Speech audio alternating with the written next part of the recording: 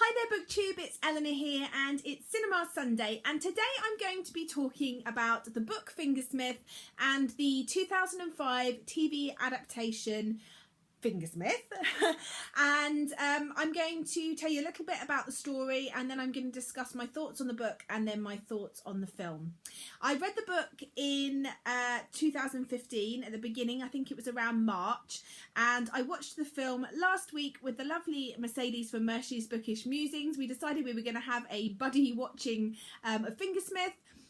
Which was a really nice full circle actually, because Mercedes was the one that put me onto Sarah Waters in the first place. It was from watching a review that she had done of Sarah Waters' books that made me want to try. Fingersmith was the first Sarah Waters book I picked up, and then we both decided that we were going to be watching it this month, and it just so happened that we both had a night in, and so we watched it and chatted via Voxer while we watched, which was a really good experience.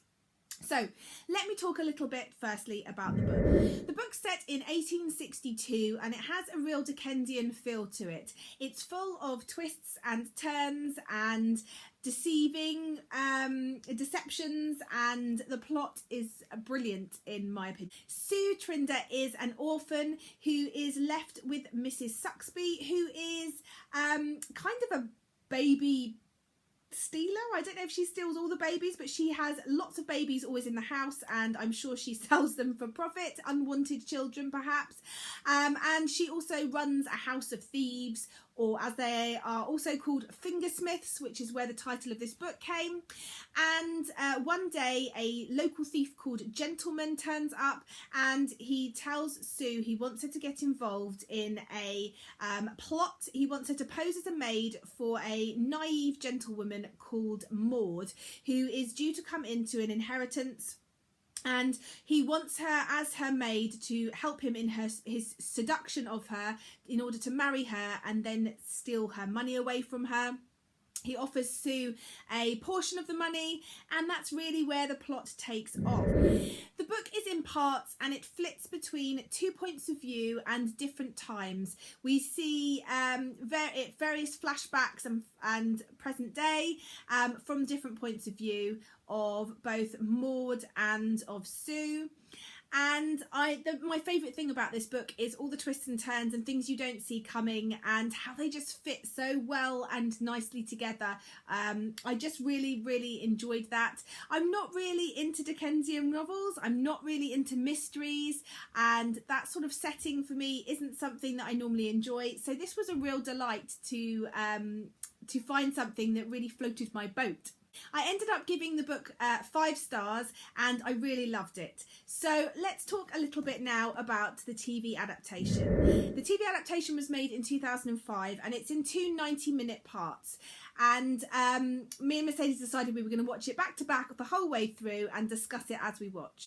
In my opinion, the film was nowhere near as good as the book. As I say, I gave the book 5 stars, and I wouldn't put this up nearly as high as that.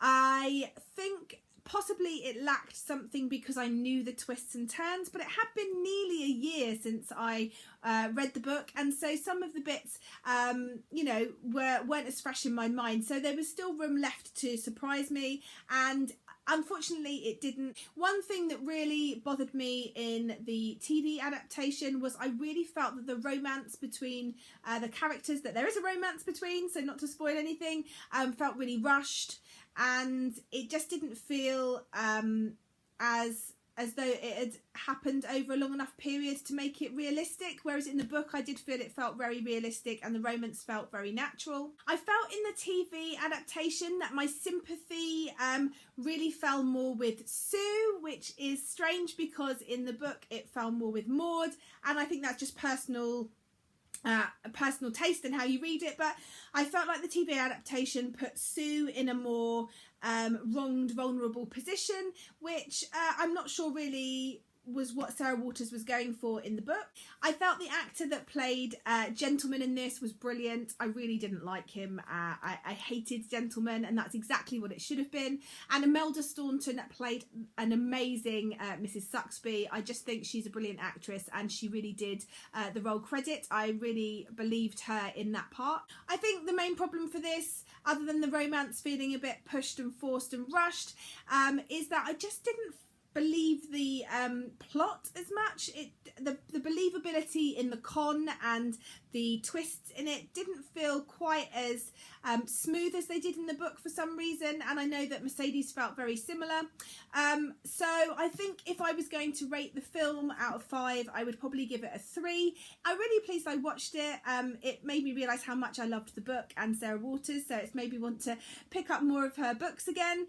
But as I say, Fingersmith by Sarah Waters, the book, is a winner for me at 5 stars, but the TV adaptation was just so-so, and I certainly wouldn't be rushing to watch it again. So let me know if you've watched this or read the book and what your thoughts are, and I look forward to seeing you next week in the final part of Cinema Sunday.